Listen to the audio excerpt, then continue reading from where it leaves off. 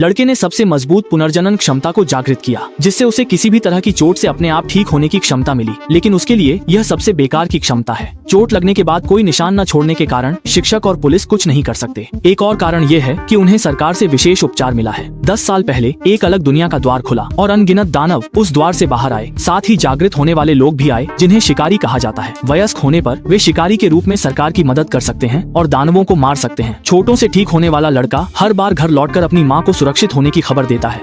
उसने सोचा कि वह हाई स्कूल तक जीवित रहेगा और स्कूल से स्नातक वह अपनी माँ के साथ शहर से भाग सकता है, जो उस पर निर्भर थी। अपनी क्षमताओं के साथ वह सी लेवल शिकारी बन सकता था। लेकिन उसकी माँ के जन्मदिन पर उसकी कल्पना पूरी तरह बदल गई। उस दिन स्कूल का वह बदमाश जो अक्सर उसे तंग करता था, उसकी माँ द्वारा चलाई जाने वाली दुकान में आया। स्कूल का वह बदमाश हीरे बनाने की अपनी क्षमता का प्रदर्शन करने लगा और उसकी माँ के करीब आ गया। जब वह जाने के लिए संघर्ष कर रही थी तो उसने गलती से अपना सेल फोन गिरा दिया और इसे मेरी माँ को पीटने के बहाने के रूप में इस्तेमाल किया। सामान्य लोग इतना बड़ा आघात सहन नहीं कर पाते, जिसके कारण अंततः माँ की मृत्यु हो गई।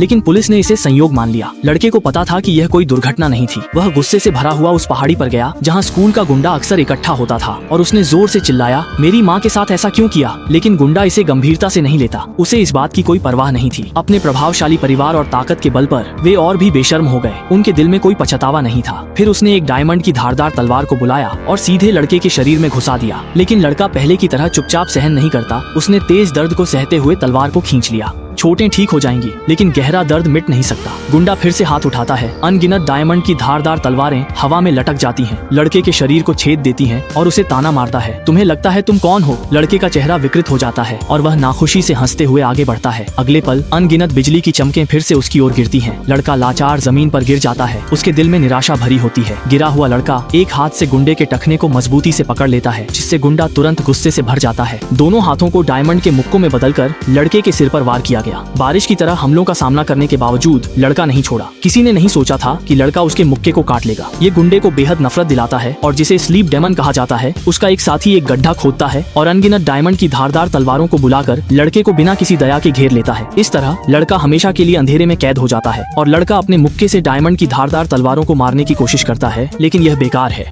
इस कार्रवाई के कारण हवा धीरे धीरे कम होने लगी और उसकी चेतना धुंधली होने लगी। लेकिन पुनर्जनन क्षमता के कारण लड़का मजबूरन जागृत रहने की कोशिश करता रहा।